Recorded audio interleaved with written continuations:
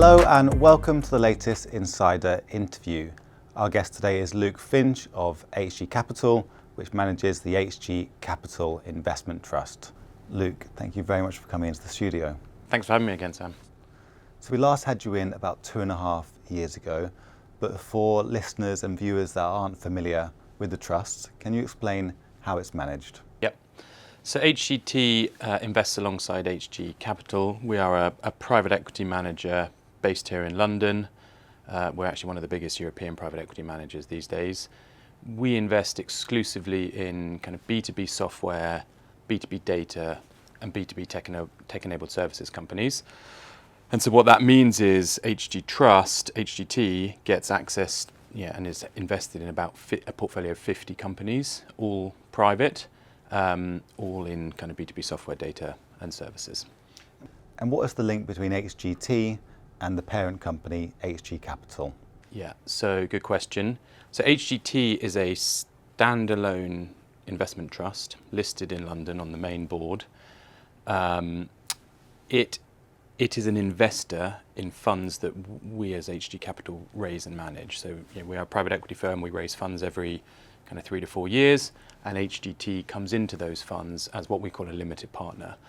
HGT has its own independent board, and that board decides how much to invest in our funds, or even if to invest at all. So they could decide not to if they wanted to. So they are effectively HG's biggest client. Over the past 2.5 years, what have been the most significant buys and sells in the trust? So we've been pretty busy over the last 2.5 years, and nicely in balance actually. So if we look just in pure numbers, we as HG, we've exited a number of businesses. We've had about 40 liquidity events, some full exits, some refis, some part sales. That means we've returned just under £1 billion to HGT's balance sheet. And at the same time, we've invested in new businesses and put follow-on investments into the portfolio, and we've drawn down about £1 billion. So it's been really, I mean, to within about £30 million, we are almost perfectly in balance over that period. So we've invested in some great new businesses that have joined the portfolio. So Audit Board, which is audit software, doesn't sound that exciting, but we love it. External audit software. iValuer, which is a founder-owned French business. And we've also put more money to work in some businesses that are already in the portfolio. So Visma, which has been a long-term investment for HG. We put more money to work there. We've put more money to work in P&I, which is a German payroll software business, performing very, very well for us. And IFS, which is a Swedish headquartered sort of ERP software business, but global customer base. And again, we've put more money to work in that, so we're very excited there. So it's been a nice mix of new businesses coming into the portfolio and following on into some really strong performers for us. And what characteristics do you look for in an HG investment? Yeah, so we're pretty myopic in our focus. So we look for businesses that serve kind of and manage critical workflows for their own customers. So the end customer is typically small businesses or so up to some larger enterprises, but mainly small businesses. And we're typically doing the kind of boring, unglamorous stuff for them. So it's your payroll, it's your accounts, it's your invoicing, it's your tax. It might be compliance with kind of local regulations. It's the kind of unglamorous stuff that all businesses need to do, that you need to do every day, that you've typically got 2 or 3 people in your organization working on, and it's not your core business. It's the sort of stuff you have to do that's not kind of serving your clients. And so we're trying to solve that pain point. Our companies are trying to solve that pain point for their customers. They sell on a subscription or recurring revenue basis, and then often we're developing new product or kind of buying in new product into those companies to then to solve more and more pain points for your customer.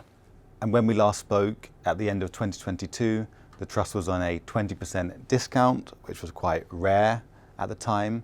So how has the trust performed since then? You said it was a bargain. Did it turn out to be so? Yeah, always a bit of a hostage to fortune on those. But thankfully, it was proven kind of broadly right. So we're at about a 20% discount. Then we're at about a sort of 3-ish% discount as of last night. I think when we were speaking, the share price was about £3.90.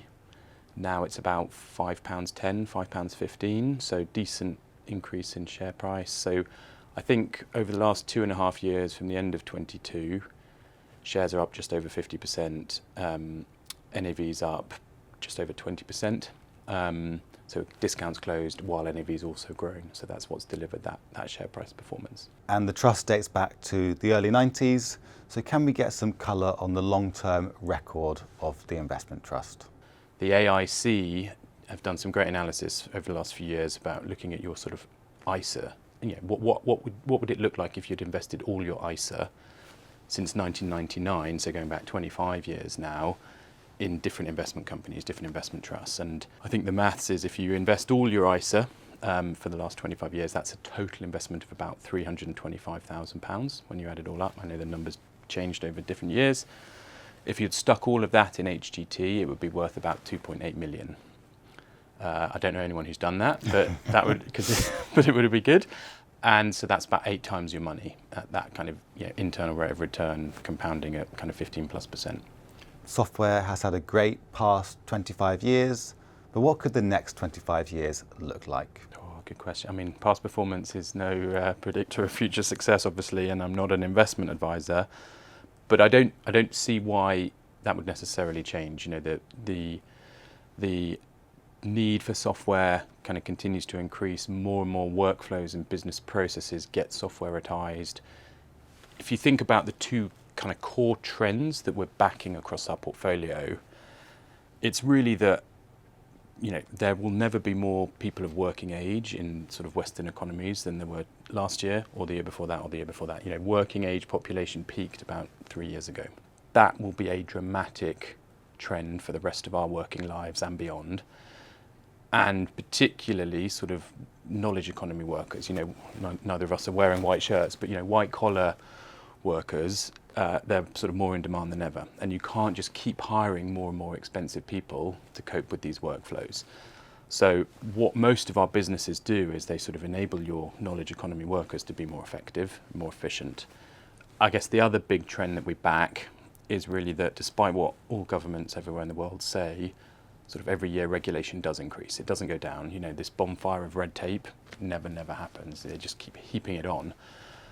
Everywhere you look, you've got more compliance and more need to track data and be able to report data back to governments or regulators or whatever, or your customers or whatever it is.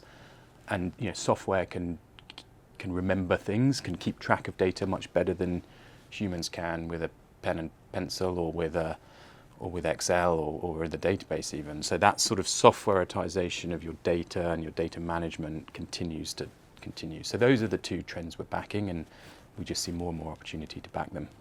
Luke, thanks very much for coming into the studio. Pleasure. Thanks for having me. And that's all we've got time for today. You can check out more insider interviews on our YouTube channel, where you can like, comment, and subscribe. See you next time.